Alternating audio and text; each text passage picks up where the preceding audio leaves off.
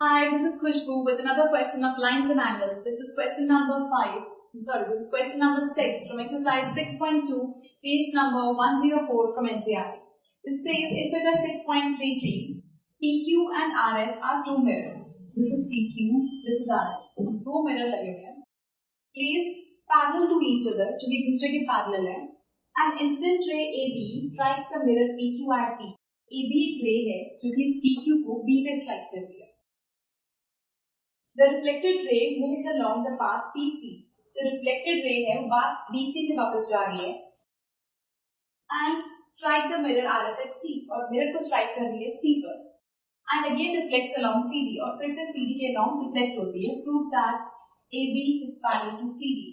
इन दो लाइंस को parallel prove करने के लिए if you see बन रहा है Z बट लेकिन parallel prove करना है, आपको prove करना पड़ेगा कि alternate angles equal है, तब जाके हम कह सकते हैं कि यस ये लाइंस पैरेलल है. तो सबसे पहले अगर इसमें कंस्ट्रक्शन करें,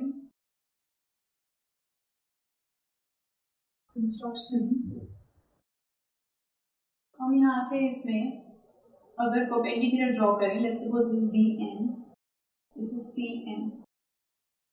so draw BN perpendicular to PQ and CM perpendicular to RS. दो इसके परपेंडिकुलर. अगर इसको परपेंडिकुलर ड्रॉ करते हैं तो देखा जाए तो ये दो लाइंस पैरेलल है, क्योंकि ये भी पैरेलल लाइंस है. हमने इन पे परपेंडिकुलर ड्रॉ करेंगे तो हमारे पास BN परपेंडिकुलर पैरेलल होगी CM के. Since PQ parallel, this is given, PQ parallel RS, therefore BN is parallel to, this is perpendicular, also perpendicular, is parallel to CM. और हमें गिवन है कि AB इस पे इंसिडेंट हो रही है और CD इस पे इंसिडेंट हो रही है और हमें प्रूव करना है AB पैरेलल है CD के. प्रूफ. अगर हम इसको ले लेते हैं, this is let's suppose angle 1, this is angle 2, this is angle 3, this is angle 4. सो इस केस में हमारे पास एंगल 1 एंगल 2 के इक्वल होगा, बिकॉज़ लॉ ऑफ रिफ्लेक्शन कहता है कि angle of incidence is always equal to angle of reflection. तो angle 1 angle 2 के इक्वल होगा, एंगल 3 एंगल 4 के इक्वल होगा. So by laws of reflection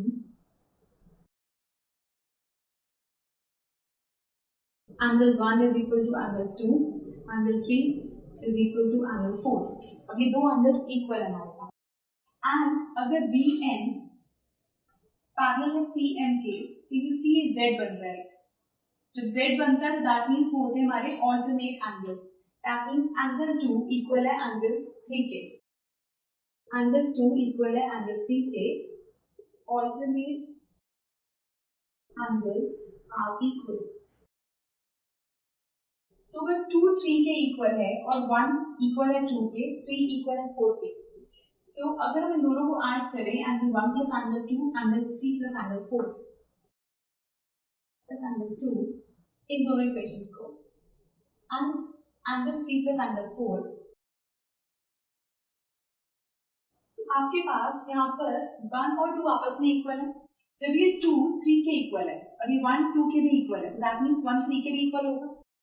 और अगर ये 3 4 के इक्वल है तो दैट मींस 1 4 के भी इक्वल होगा. दैट मींस ये पूरी चीज आपकी इस पूरे के इक्वल होगी. This whole thing will be equal to angle 3 plus angle 4. मतलब पूरा एंगल 1 प्लस एंगल 2 और angle 3 plus angle 4 will be equal. क्योंकि अगर मैं इस 2 की जगह पर 1 2 के इक्वल है, 2 3 के इक्वल है एंड 3 4 के इक्वल है, तो अगर हम इसको हटाकर ये लिख देते हैं यहाँ पर एंगल 2 की जगह पर एंगल 4, सिंस एंगल 2 इक्वल है एंगल 4 के, क्योंकि एंगल 3 इक्वल है 4 के, 2 भी इक्वल होगा 4 के. तो इन दोनों को हम ऐड करते हैं तो 1 प्लस 2 इक्वल 3 प्लस 4. तो 1 प्लस 2 होता है हमारे पास ABC और 3 प्लस 4 होता है BCD. therefore angle ABC equals angle BCD. ये मीनिंग है इसका. सिंस ऑल्टरनेट एंगल्स इक्वल हैं, ये पूरे पूरे एंगल ऑल्टरनेट है क्योंकि ये Z बना रहा है इस तरह से, ये ऑल्टरनेट एंगल इक्वल है, therefore ये लाइंस पैरेलल है. तो लिखेंगे since alternate angles are equal. Therefore, AB is parallel to CD. End shoot.